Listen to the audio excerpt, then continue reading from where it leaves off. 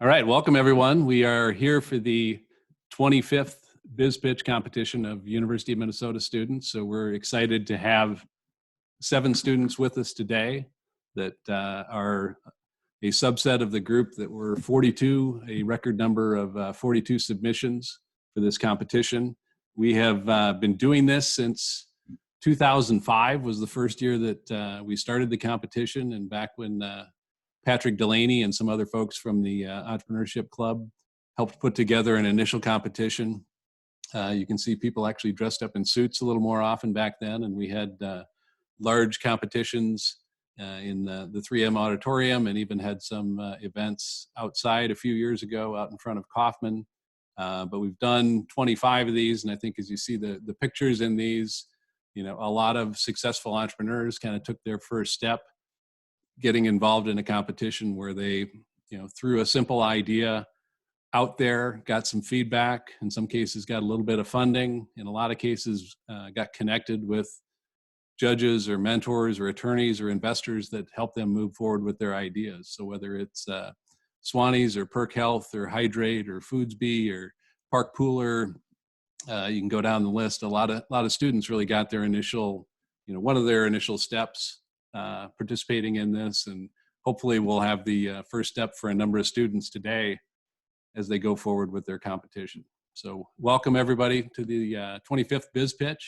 We have a group of judges joining us that include 3 entrepreneurs and founders of businesses. We've also got a student governess who's one of the partners in Atlan Ventures, which is the student-run venture fund here run out of the University of Minnesota. Ernest Grumbles has been a judge for a number of years and is a founding partner of his own law firm where he works on intellectual property and supports a lot of startup companies.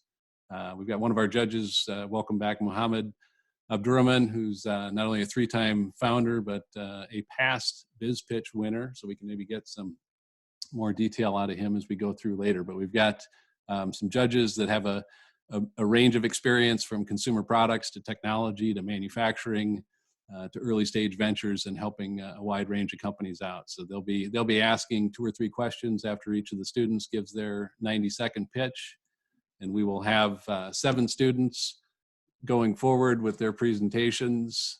We have a really fun mix, and we encourage students, you know, not only to move forward with ideas that they had been working on, but also address some of the current challenges going on with the health and economic situation that we're facing. So I think we've got some fun ideas and some pretty cool ideas in terms of how the students not only want to build a successful business, but also making, you know, a positive impact in the community. So we're looking forward to this. I think that's all the setup that we need to do. At the end of this, everybody in attendance, if you're listening, you won't be able to speak, but you will be able to submit Q&A questions, and we will try and incorporate those. And also at the end of the 7 presentations, we'll invite everyone for a quick poll so they can vote and select the People's Choice winner, who will win $100. There will also be prizes selected by the judges for the most innovative or creative idea, and also for the most socially impactful. And the winner, based on the points that the judges award, will receive $1,000 and be the BizPitch winner for this semester. So welcome. We're going to jump into it now. If we can stop sharing the screen, we're going to invite our first presenter, who is Morgan Kerfeld. We can turn Morgan on here.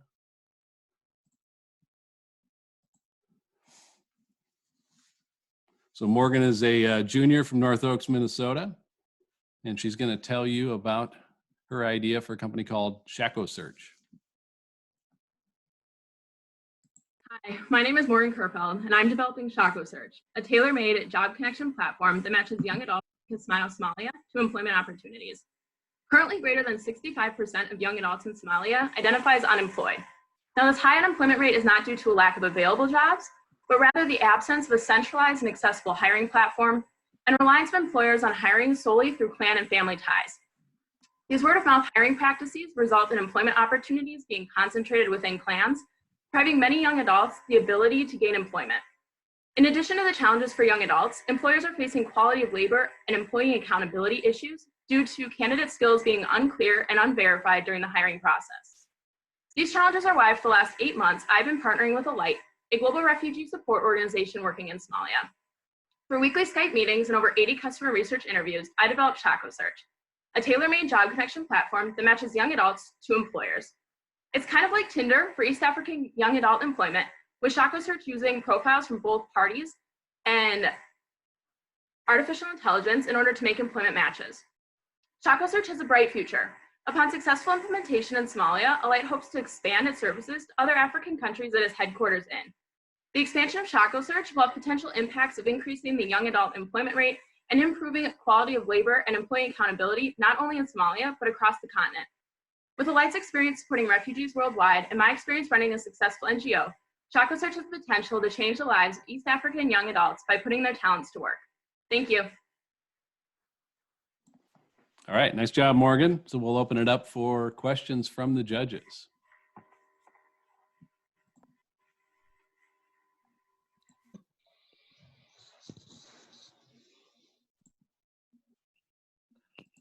I think Jim's muted. I guess I'll start. Morgan, thank you very much for that presentation. I'm curious, how does, obviously you're working remotely and some of this is probably a big feature would be just verification of what people are saying from a resume process. How do you verify? Obviously there's a lot of moving parts and kind of bringing all this together. So what's kind of your approach to that? Yeah, so Alight has a returning support center in Kismayo, and I have a team for Shaco Search at that support center. So they're working face-to-face with young adults and employers in the community, and then telling me what they're saying, and I'm using that to iterate the service and then going back and forth. Got it. How are you making them aware of your services? Definitely, yeah. So a very common form of marketing in Somalia is through leaflet announcements. So just putting up posters around the community.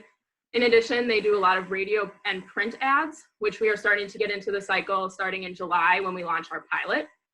And then finally, just through advertisements through the web. So smartphones are very common. 8 out of 10 young adults in Somalia have a smartphone.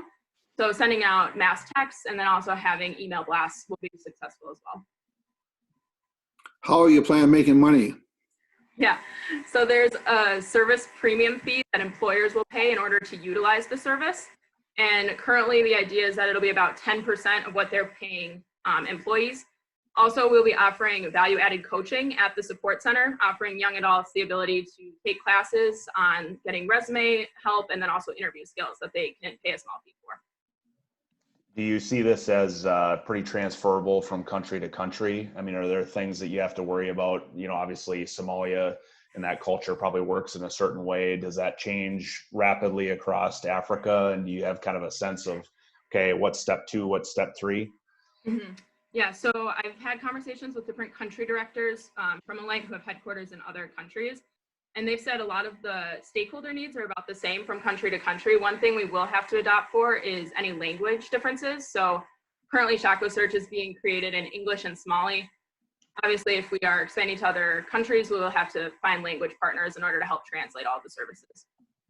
Can you speak to some of the employers can you explain your experience with speaking with some of the employers, and have you made any money getting started?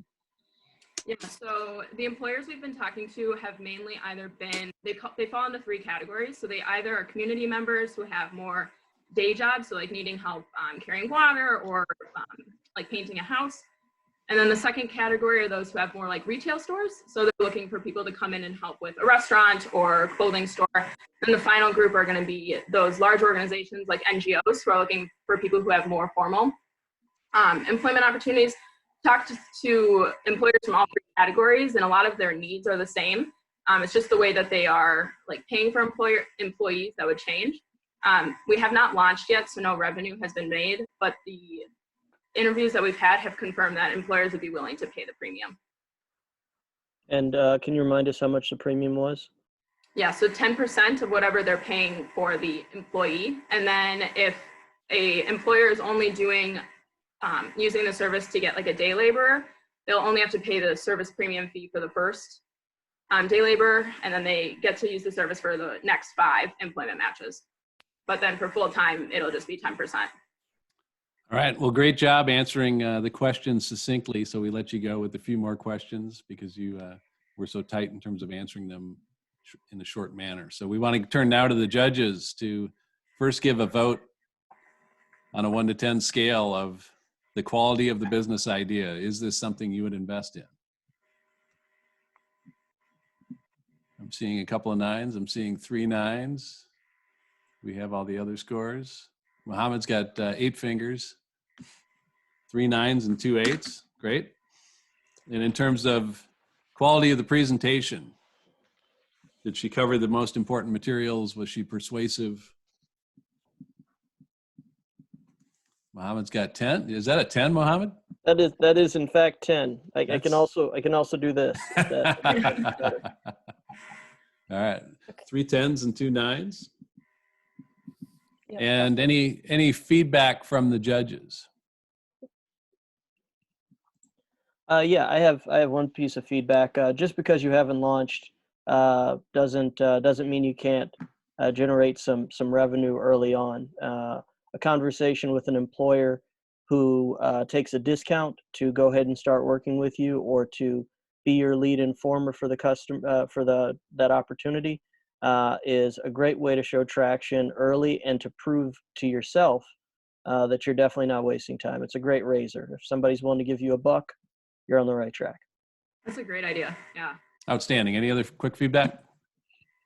Good job answering questions. To John's point, very succinct. I got it right away. So Thank you. Awesome. Great job, Morgan. We will move on next to Taya Strachan, who's a senior originally from Temecula, California. I think she's here in Minnesota now. We will switch over still in the. Minnesota. So she's got her idea for a platform for empowering young people and getting them involved in the political process. Go ahead when you're ready. All right, so hi, I'm Taya. Viz is a civic engagement app that allows constituents to find their local representatives, facilitate open conversations with them, and gain insight into the political system. The platform is designed for young voters and will empower them to make informed voting decisions. Users and politicians will be able to make personalized profiles, allowing them to engage with each other, and politicians will gain insight into what their constituents want from them as representatives, and users gain access to the platform and information necessary to engage and participate in our government. This level of engagement is vital to a thriving democracy, but right now we are watching faith in our political system decline. Young people don't trust the government. The two-party system is divisive and toxic, and our voter turnout is among the lowest of developed countries. However, there is hope as personal investment is increasing. So approximately 70% of millennials and Gen Z said the government should do more to solve our nation's problems. 36% believe that it is very important for them to be personally involved in politics.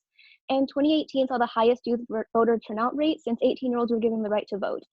We are soon becoming the largest segment of the global population in history and are already beginning to take action on issues that are interesting to us. Furthermore, voters are not the only ones that are struggling right now in a divisive political environment.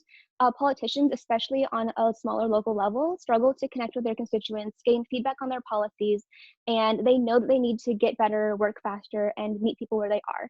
However, that is increasingly difficult and is only going to worsen in this election cycle due to coronavirus. Viz aims to bridge this gap in order to help young voters and politicians engage and communicate with each other in pursuit of a common vision. Thank you.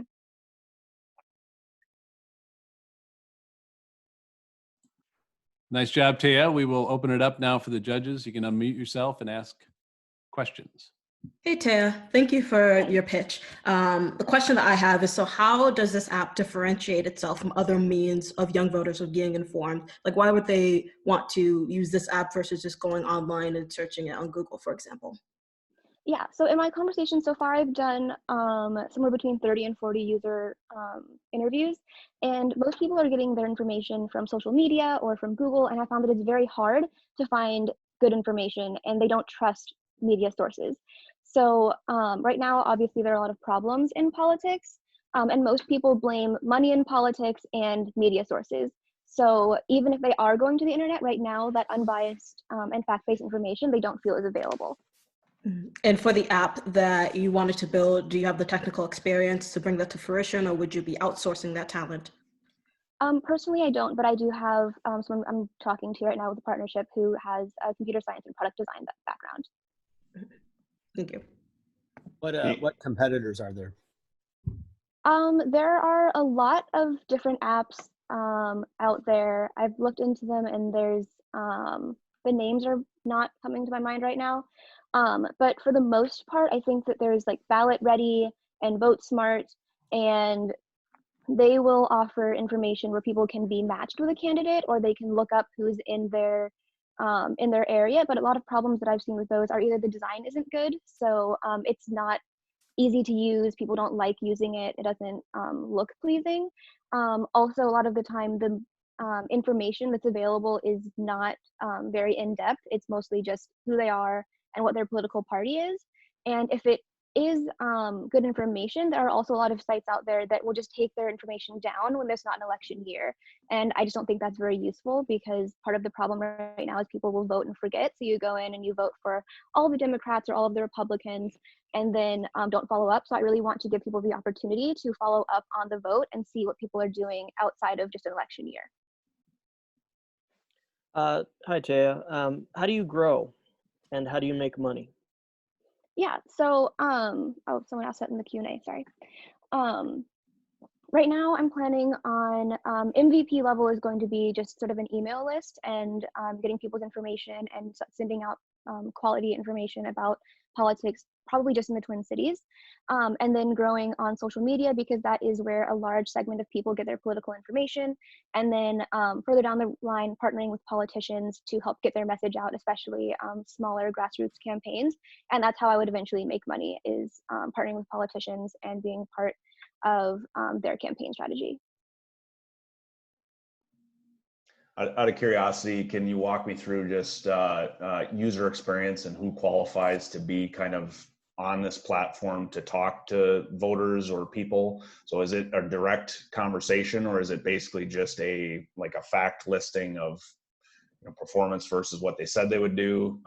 What's kind of your thoughts around the user experience? Yeah, so it's aimed towards constituents mostly on the front side of operations.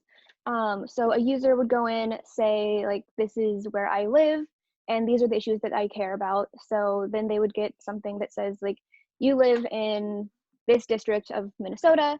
These are all of your local representatives, state representatives, and so on. And then here are their stances on the issues that you said you care about. So on a broader note, that would be like education reform, gun control, things like that, all the way down to smaller local issues depending on where you live. And then you would be able to get updates directly from politicians on what they're doing on a day-to-day basis, also sort of like their voting records. So it is kind of half and half. I'm staying away from true social network status. I think that would devolve very quickly in the way that you get into like Facebook arguments over politics, but there is going to be a level of engagement there for people to ask questions, offer their opinions, and also to just like talk to politicians and sort of see behind the curtain, because there isn't a lot of transparency right now on what politicians do on a day-to-day basis. Great, nice job, Taya. We got to keep moving on. Nice job on the Q&A. We're going to get some scores from the judges now. First, on the quality of the business idea.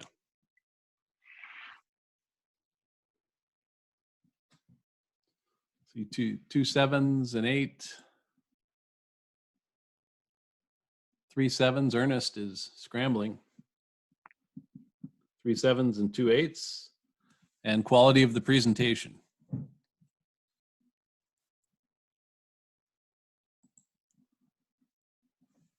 2 7s and 3 8s. Feedback or advice for Taya? I think the information that you provided was really good. However, when it came to the actual pitch, I found that you were really speeding through the pitch itself, and I found it very difficult to catch on to everything that you were saying. So I'd say moving forward, just making sure that you slow down and really emphasize on some of the points, because you had a lot of good statistics and ideas that you were giving out there. I'm looking for a revenue model, and also one kind of question that kind of blew up in my mind was, you've got the politicians who are going to be speaking on the platform, but there's also a concern about, how the audience can trust your app if it's also got some relationship to them, financial or otherwise. Yeah, I'd be curious about more about the revenue. Okay, other feedback?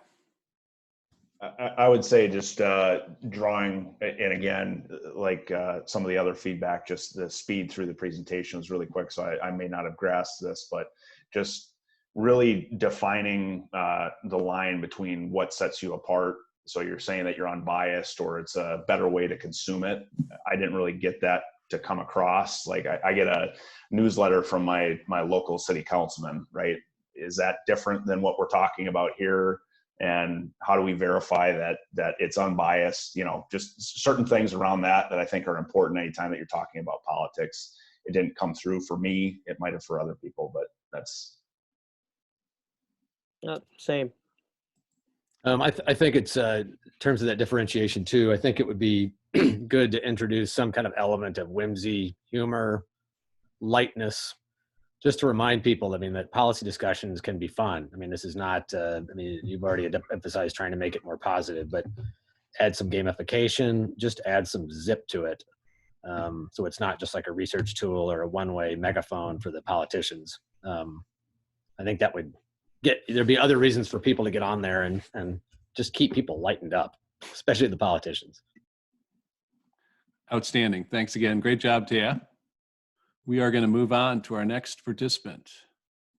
So Cole Scadland is joining us from Rockford, Illinois. He's a sophomore and studying mechanical engineering. Welcome, Cole. Hi, thank you for having me. Can you hear me all right? Great. All right. In 2016, Virginia was hit by record flooding, which killed 23 individuals and swept away thousands of homes. But intending to rebuild those homes, my mission trip exhausted nearly 2 weeks and an additional $2,600 in just moving our equipment there. It was completely unnecessary. Now, not all natural disasters or viruses, for that matter, pervade an entire community. We learned later on that the houses just upriver and upstream had all the tools and materials we needed. The need just was never made known. Now, a ventilator powered by weight or water can be used in a country where electricity is scarce. Like a grandfather clock, you just reset the weight about every 10 minutes or so, and it can be improvised with materials costing around $23. But I didn't design such to be mass-produced, but to be replicated. Target Resource Innovation, or Trinovate, limits design constraints to resources of client and community. Inspired by a DIY off-grid ventilator, it is the organizational embodiment of crowdsourcing needs through local resources. Now, COVID-19 sparked means by which volunteers 3D printed protective equipment and made facial masks, but the generosity lacks standardization. Trinovate is a reserve corps of makers, thinkers, builders, and DIYists. They're activated by an alert, directed in standardized construction, and then connected to what local relief needs their help. The Red Cross and Samaritan's Purse are examples of professionals giving time. Trinovate instead organizes the provisions for those professionals from the local community. There's nearly 2.3 million 3D printers across the globe worldwide, and a seemingly infinite supply of tools even in villages. So why must we wait for the resources to traverse the planet before they can help us? Thank you.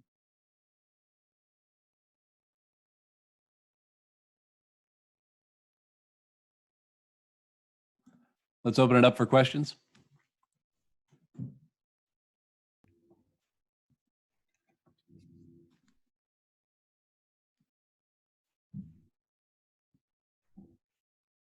So you're going to be supplying design ideas, maybe. Are these going to be on the fly based on need, or are you going to have kind of a stable inventory of designs and then that you're going to make available online and whatnot?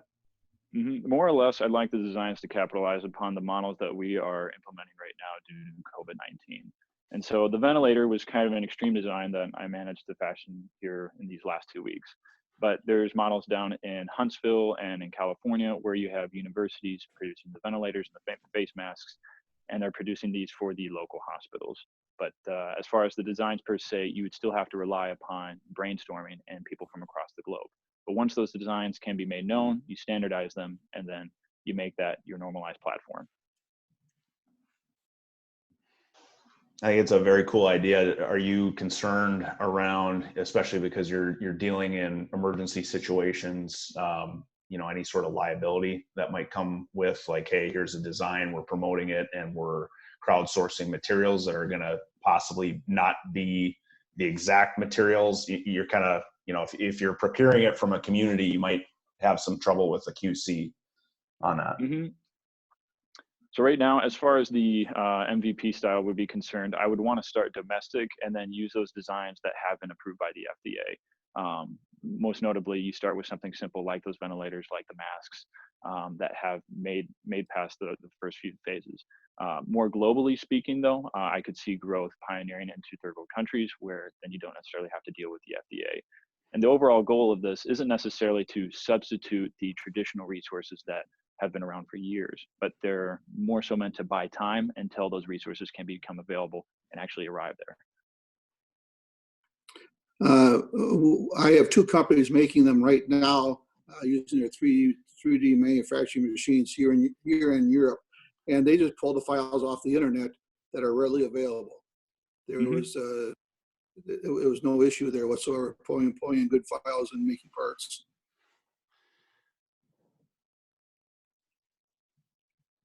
Is that a question or sorry? No, just a comment that I you know, it's already pretty well standardized and the files are readily available.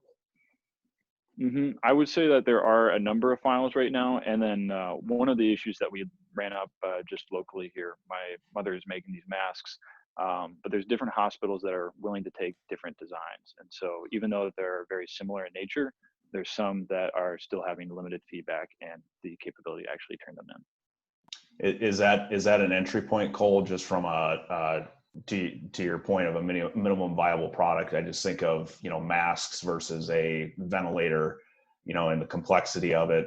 Have you looked into, like, I'm going to just do this with probably the easiest entry point and probably the highest need just from a volume standpoint?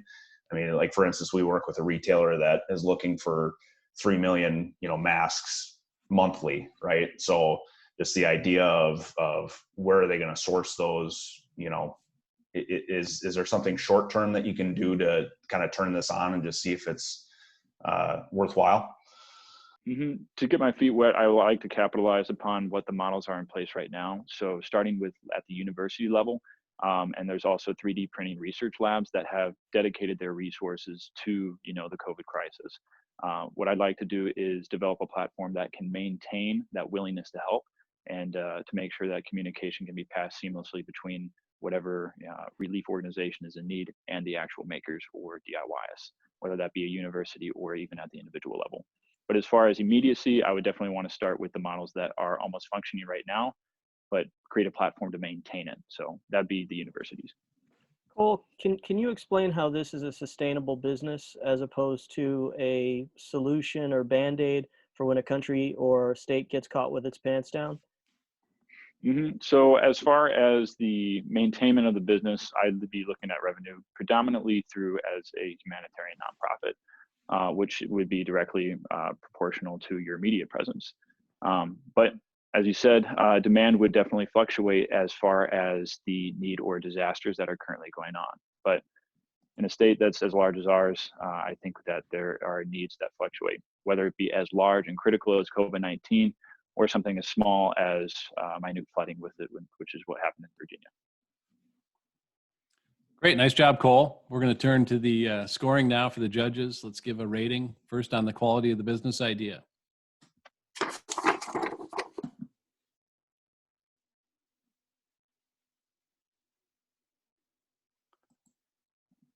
I see 2 8s, a 7, 3 8s, a 7, and a 5. And now on the quality of the presentation.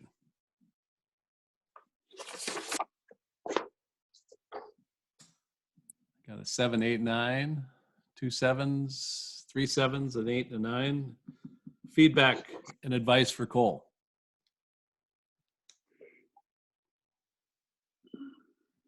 I think the way that you started your presentation was really good. It made it personal. It kind of gave a very real example. I think too, some of the questions, it's kind of, okay, how does that business model actually work and how does it sustain itself? I think the more that you can drive down towards that earlier on, the better. I agree with that. That's my biggest question is what's the sustainability? A year from now, there's going to be so many ventilators, surplus ventilators around the country that they're not going to know where to warehouse them. But so what's going to be the next issue? You talked about that a little bit. I think that's an important thing to bring up. Mm-hmm. Hey, Muhammad here. Looking at the history of these infectious diseases in Asia, we saw a massive jump in face masks, et cetera. And I think it would have been useful to kind of look beyond this crisis to historically what's happened in other places. But I want to say this. I really like that you have a prototype of what you're talking about with you. Almost all of the strongest pitches I've ever seen in BizPitch have had the prototype present. So that was great. Thank you. Including the BizPitch that you won, I think, a few years ago. So. that would be correct. Outstanding job, Cole. Thank you for that. Thank you.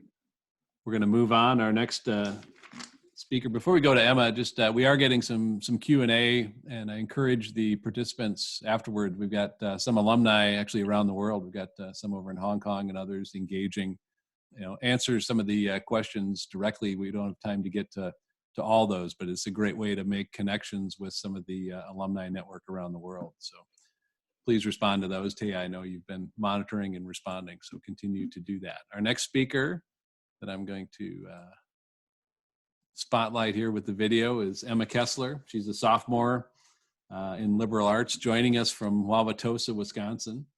And she's going to tell us about the future of hammocks in dorm rooms. Go Sure ahead when am. you're ready. All right, cool. All right. So by 2050, it is estimated that 13.2 billion tons of plastic will have ended up in landfills or forests and rivers. In Minnesota alone, thousands of tons of plastic are wasted every year. Additionally, college students are facing more stress now than ever before. Outdoor activities like hammocking have been shown to decrease stress and have blown up in popularity in recent times. Unfortunately, especially in Minnesota, cold weather can prevent us from going outside all the time. So what do these problems have in common? They have a common solution: Remock. Remock is a line of customizable hammocks made from recycled materials. Plastics that would have ended up in landfills are processed into fabrics that are used to make hammocks. What makes Remock unique is that it is made out of recycled material and its customizability.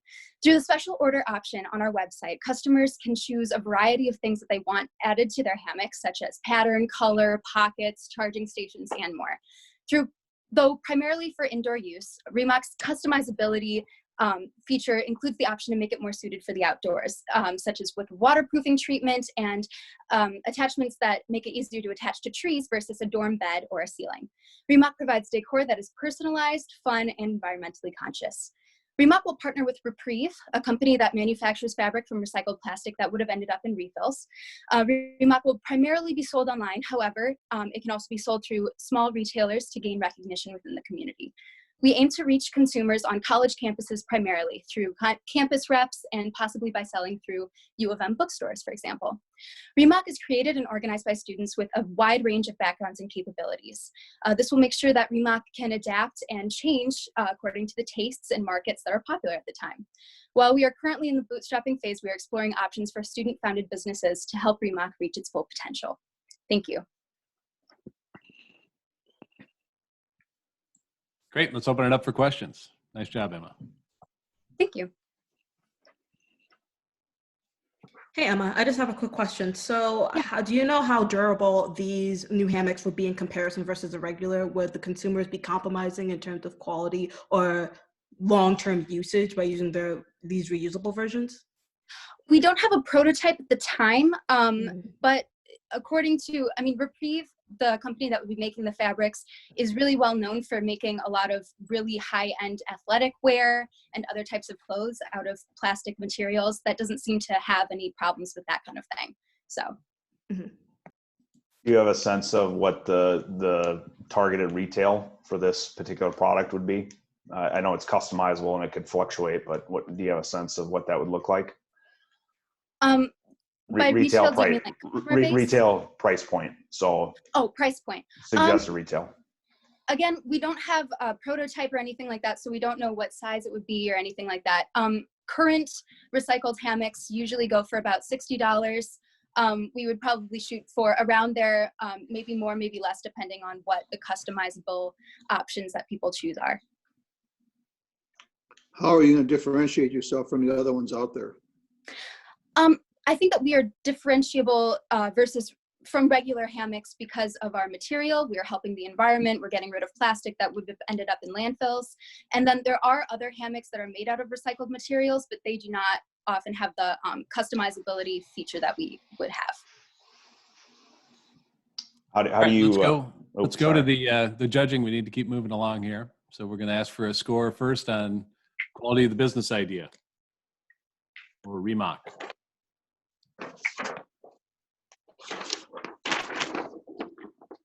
I see a 7, 2 8s,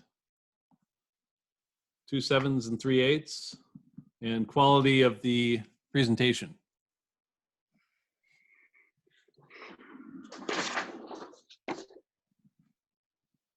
7, 2 8s, 7, 3 7, or I'm sorry, 1 7, 3 8s, and 1 9. And any feedback or advice for Emma? Yeah, Muhammad here. Back to the prototype I mentioned with the other. Might have been really effective. First of all, I thought your delivery was very good. It might have been more effective to have a picture or a physical hammock, even if it's not the one you've already made, along with like a Coke bottle. That way, that mental connection becomes immediately obvious. Totally. Yeah, thank you. And then you have to have a profit picture of what you think it's going to cost. And so that you know if it's going to be profitable or not. You're talking about customization. What's that going to cost to customize? There's a reason why the other ones don't offer the customization. It's too expensive. So that's where you lost me in the presentation. I'd add to Jim's comment there.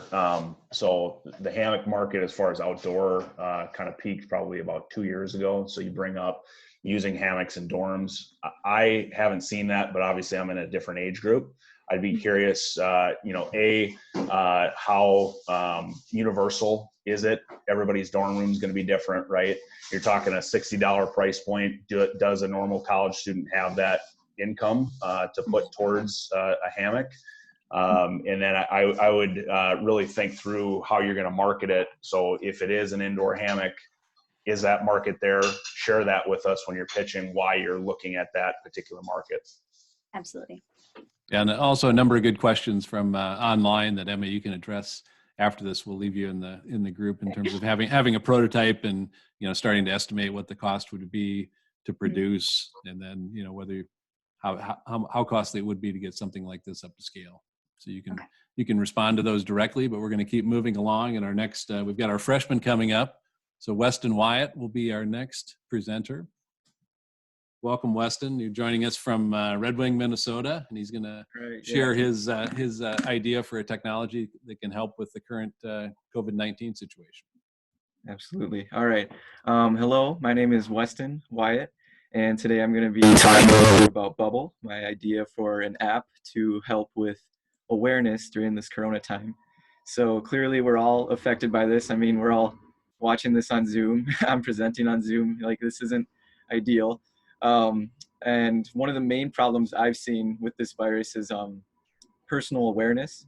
Like, most people don't know how risky this is for them or their current risk factor, and they also don't know about their loved ones, or maybe if you're a boss, you don't know how well your employees are doing. So Bubble would be an app to track your risk, and it would do that using simple Bluetooth technology.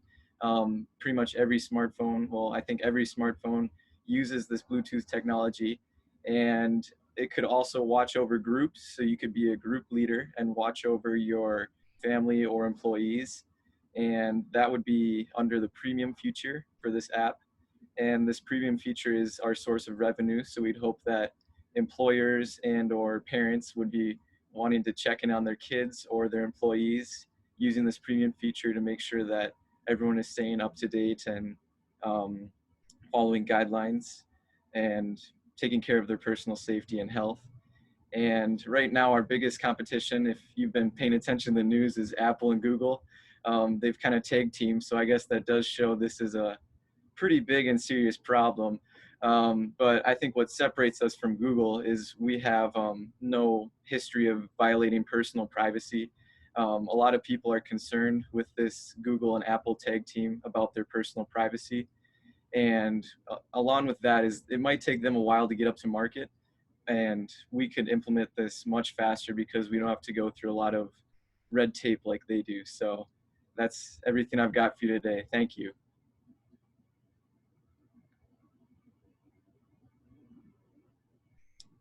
All right, nice job, Weston. Let's open it up for questions.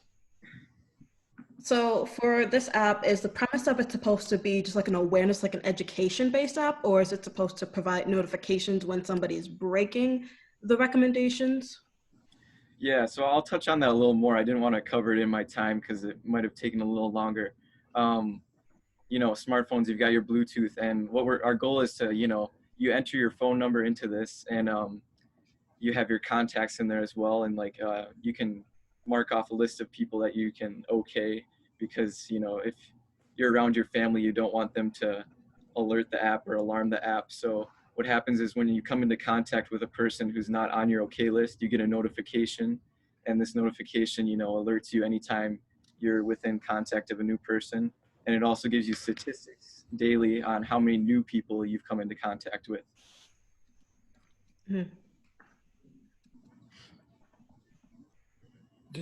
To set it at 6 feet or 10 feet? Ideally, we hope to be closer to 10 feet because a lot of the new news articles are talking about how far sneezes can travel, and you know they keep saying 6 feet. I keep saying 2 meters, but that's because of like all the CSE stuff. I'm not in CSE, but the science and engineering, you know, they like to use meters, but a lot of the news articles are saying, you know, get up to maybe 10 feet or 12 feet even. So that would be the ideal distance, yes. No, the thing, how accurate is the Bluetooth to be able to say it's 2 meters or 10 feet? Oh, okay. Bluetooth can extend within 30 feet, and all you have to do is measure it by the strength of the connection.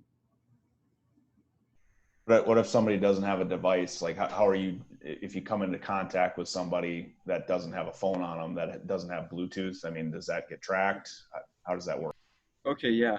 I realized that could have been one of the issues with this. And to that, I'd like to say, like, most people who don't own a smartphone would likely not be in a risky demographic or within the type of distance that would be harmful.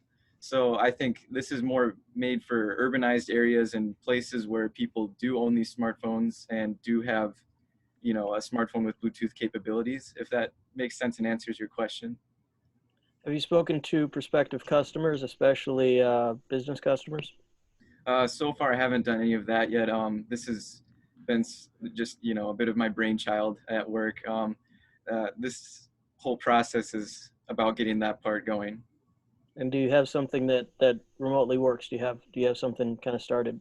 I've talked to a few of my buddies at the College of Science and Engineering. I'm actually a Carlson student, and you know, these guys, they know Swift, they know Kotlin like it's nothing, and we haven't started on it yet, but I'm hoping, you know, if I were to get some funding from this, I'd be able to convince them, like, no matter how good of friends you are with them, they don't like to code for free. So nobody likes to code for free. Yeah, exactly. So my goal to be, you know, to hopefully with a bit of funding, see if we can get this going and see if it's something that is practical and useful. All right, we need to keep moving along. There are also some questions online in terms of, you know, comparing your app and what Apple and Google are working on to what's being used currently in China, as well as, you know, trying to compete against, you know, those type of companies that have such broad reach, and how would you be able to, you know, bring it to market fast enough to be relevant. So we'll let you address those offline, but we need to get some scores from the judges. First on the quality of the business idea.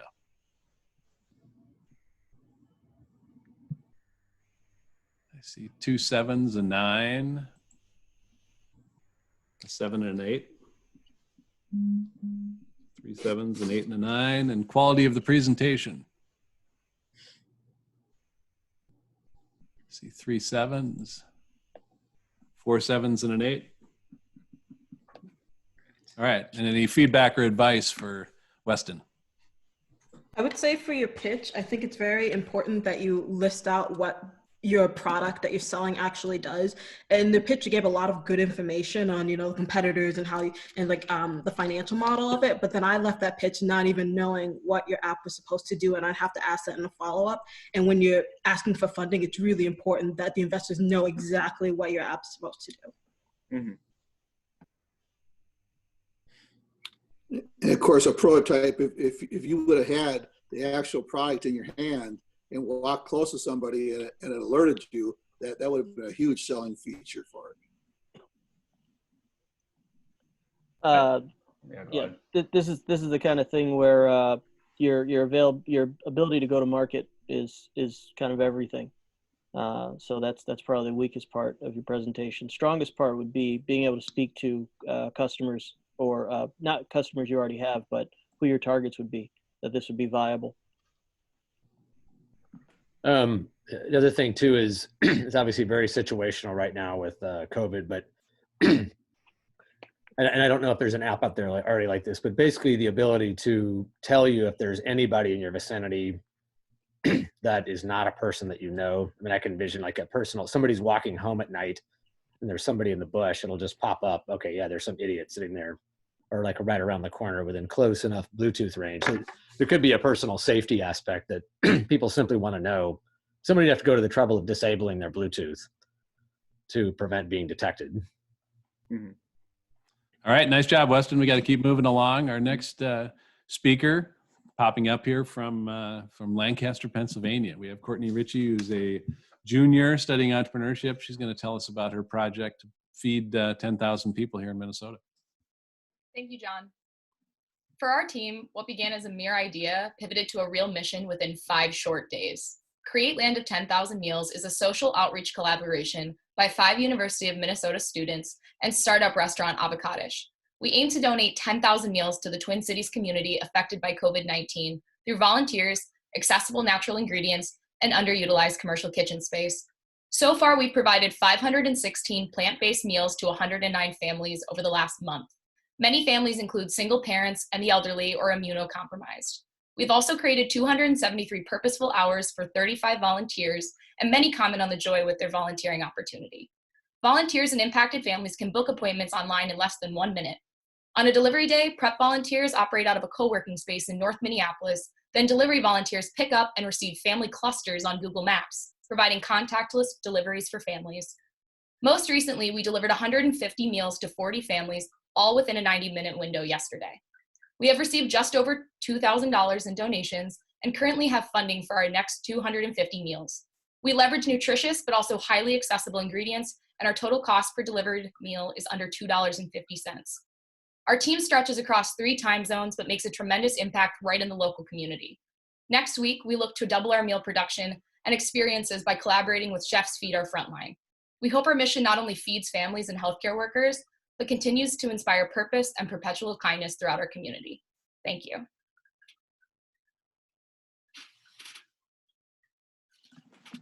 Great, nice job, Courtney. Let's open it up for questions. So you already are obviously off and running and have served meals. What is your biggest challenge today? I think yeah, absolutely. I mean, the beginning was getting the operation down sound. The first time we had 90 meals happen and only 19 families, and to see yesterday's progress, but now it's a little bit of the constraint of the commercial kitchen space. While the co-working space is larger, with more funding, we'd be able to get a larger space to be able to properly social distance people, as the CDC constraints as well of not having people too close together in one space. So really the space is our largest battle right now. What's the future look like for this post-COVID? So 2022, what are you guys doing? Absolutely. Well, right now our goal is 10,000, but we'd love to add a 0 to it. This is not something that we want to just end as COVID ends. This is something we want to take forward. And now that we have our processes streamlined, we'd love for this to become a local opportunity for people. I know we also just talked to a homeless shelter that's located in a church that throughout the weekends, they don't have chefs. And so there's a lot of opportunities where people are not having meals. And this is something that could fill that need as well past COVID. It's just that the need is so great right now that we're trying to impact as many of those people as possible. How are you planning to make this sustainable? Sustainable. Go ahead, I'm sorry. Yeah, how sustainable is this long term? Yeah. Well, now that we have a team of volunteers that are really dedicated, that's been the biggest part. We've had a lot of repeat volunteership, and the fact that our processes are so streamlined has really helped us to make this something that's accessible and sustainable in the way that we're not learning anymore. We've got this process down. We've seen a lot of other delivery services like the Chefs Feed Our Frontline that we're going to be connecting with to do the delivery. So we even could minimize how many volunteers we'd need to be able to churn out the meals, as the delivery could be helped by another process. So the sustainability long-term has a lot of opportunity partnering with other groups. So this is a nonprofit. Correct. And a question coming in from online around, in terms of the constraints, how much capital do you need to achieve your short-term goals? Absolutely. So like I said, the meal being under $250, we're literally right at $249. That includes the commercial kitchen space, which currently is being sponsored by the University of Minnesota, which has been helpful, absolutely. But the supplies, including the masks that we provide, different cleaning sources, and the food, it's looking to be about $20,000 in total to be able to do this. Great, nice job, Courtney. Let's go on to the scores. So first score for the quality of the business idea. Mohammed's got a 10. I see a 10, an 8, 2 10s, and 2 8s and a 9. And quality of the presentation. How well did Courtney use her time? Got 3 9s, a 10, and another 10. Outstanding. Any other feedback or comments for Courtney? I like that you have a number in the 10,000 meals part of it. I think it's very easy to understand. I mean, it's quantifiable. People can understand. It's not just we're going to do X, Y, and Z. I mean, like they can get their heads wrapped around that and then know that it's impactful. Thank you. I like the question just around what is the total funding that you need, right? Don't be shy about that. And I would also say that I love the fact that you built in volunteer hours. That's an important thing, that it's not just necessarily about the meals or raising money. It's, even the people that are volunteering are coming back. It's important to people to have something to make an impact. Absolutely. Thank you.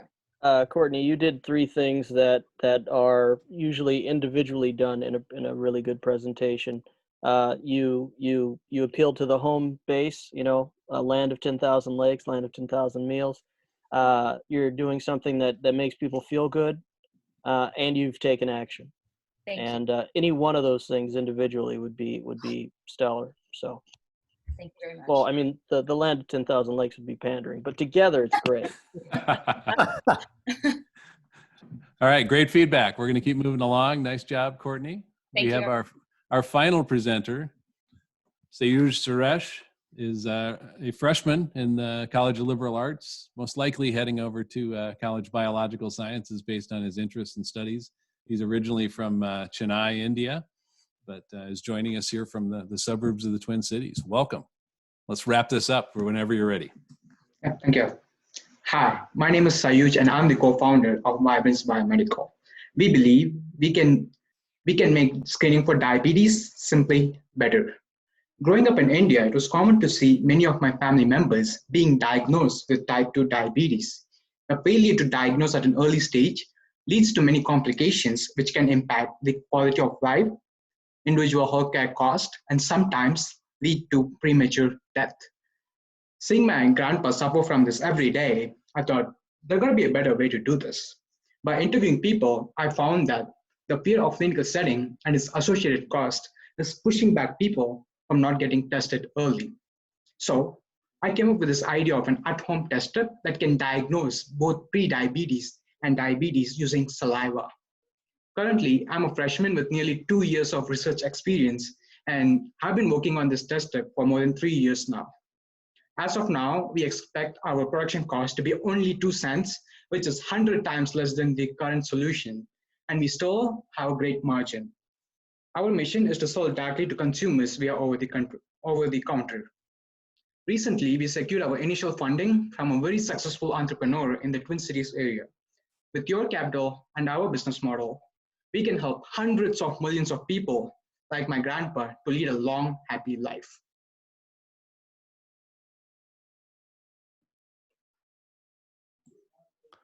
Terrific. Nice job, Suraj. Let's open it up for questions. Does it work? So just recent, yeah, that's a good question. Yeah. So I have it written in, I have like on paper, like how to do it and everything. And we just raised money from our angel investors so that we could do the experiment in a house. We are like setting up a lab in a house and doing like research and building the product in the summer. And I have a co-founder who is a PhD in biochemistry, and we are working together. Are you aware of cricket? What's that? Oh, Saliva? Yep. In Australia, right? Yeah. So we are very different from what they do. They are like an they're like a digital glucometer where you put the saliva and you measure the glucose level. But the thing is, the salivary glucose level and blood glucose level doesn't correlate really well. And that's the reason why they started their company like more than a decade ago, and they don't have the product out there.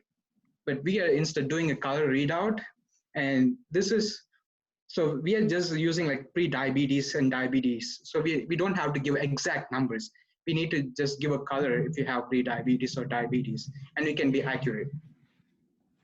A quick question, and correct me if I'm wrong. You said that when your product eventually goes to market, it will be selling for 2 cents. Did I get that No, right? our production cost is 2 cents. Oh, production cost is 2 cents. Okay. Yeah. Okay. Thank you. And just for clarity, this is something to tell someone if they have diabetes, not to help them manage diabetes. Yep. It's for diagnosis. Our main focus is diagnosing at the early stage as possible with at-home testing. Why would people use this product? Do you think that anyone would be worried about like the reliability and trustworthiness of using this product versus actually going to a certified doctor to figure out the diagnoses? Yep. That's a really good question. And the reason why I'm doing this is because I've observed my family members being diagnosed at a very late stage of diabetes. And the reason they didn't diagnose at an early stage is because they have this fear of going to a clinical setting. Like I have this fear of clinical setting, and they have this too, and they were worried about the cost it would have. So they tried to like push their diagnosis later. They went to a doctor only when their symptoms affect their like everyday life. Like let's say, like I see cloudy urine in my today, and I Google it, and it says like I might have type 2 diabetes, but it doesn't impact my life now. Like it's just a cloudy urine, it doesn't impact my life. But let's say I want to diagnose it, like I want to just check it. What I could do is just buy it from online, like Amazon, get shipped it in my house and test it in my house. And it's non-invasive too. We use just saliva, no pain, anything. What's the path to market? What's the plan around that? The investor chose to invest. There must be a path. Yep. So right now our primary goal is to build a product and get intellectual property around it. And after that, Lost the connection. Sorry, what? Okay. So you're good. Go ahead. What our goal is? So I want to do India as my primary market because so I did a market analysis for India, and the market size is like 110 million people, and I want to do in India, but our investors said that we could probably try the United States market first. We're still thinking about it, but I want to do India first. Yeah. All right. Nice job, Suraj. Thank you. We're going to move on to getting some ratings from the judges. So from our last candidate. So quality of the business idea. Big opportunity. I see 2 10s, an 8 and a 9. 2 10s, an 8 and 2 9s. And quality of the presentation.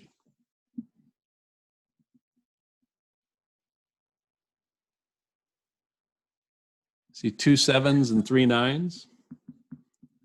And feedback or advice for Surej.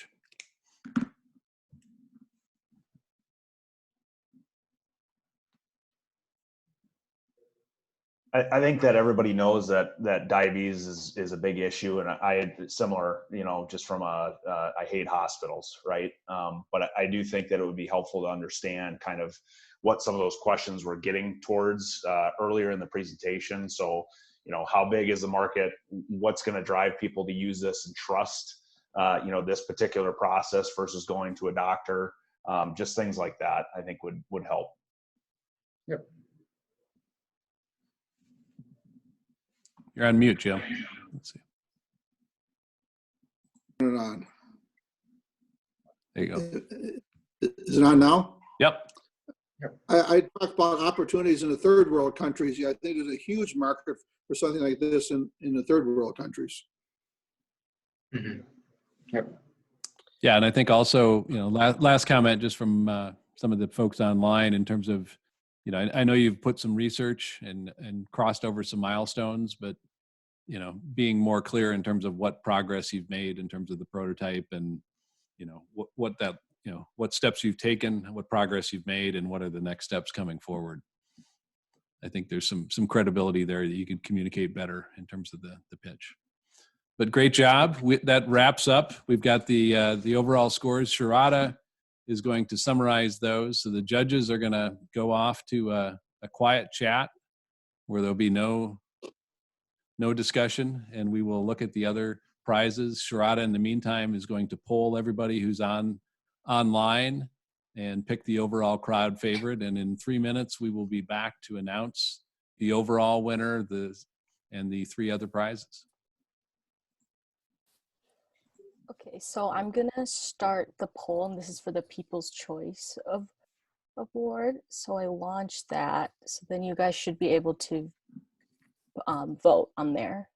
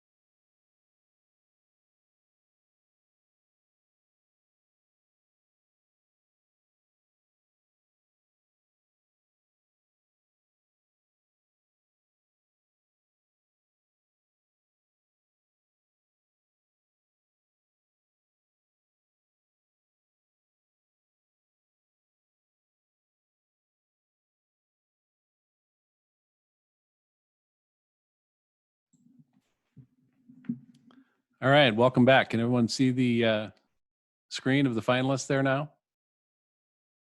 And can you hear me? All right. Yep. So we've got the People's Choice polling looks like a dead heat. Have we shared that one yet or no? Not yet, but I can Okay. do that right now. Well, we can hang on to that one. We'll just go through. So we'll just go through just for a couple moments and then announce the overall winner, and then the other prizes. So I want to remind all the participants, you've got about 11 hours to enter the Minnesota Cup. We've also got the Home Center is part of the Launch Minnesota program. So there's some online classes that are launching next week led by Carla Pavone and some of the other instructors. And we've got webinars starting next week. So lots of activity that has quickly shifted online. So take advantage of those.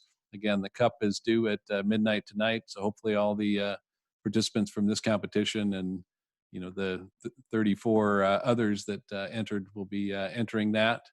We want a quick shout out for a number of the supporters, some of the judges here, but also some of our longtime supporters that have helped fund these type of activities. So really appreciate that help that puts some important seed capital in the realm of the students so they can get moving with these ideas and make them real. So without further ado, we're going to flash up all of the winners. Congratulations to each of the participants. I mean, it was really fun to get to talk with you over the past week and give you some feedback on your ideas. I think lots of good suggestions from all the alumni and other supporters and judges on the call. We really encourage you to continue to take these forward, and really cool also to see the impact you're having from these businesses and how much they help address really important needs as well as creating good business opportunities.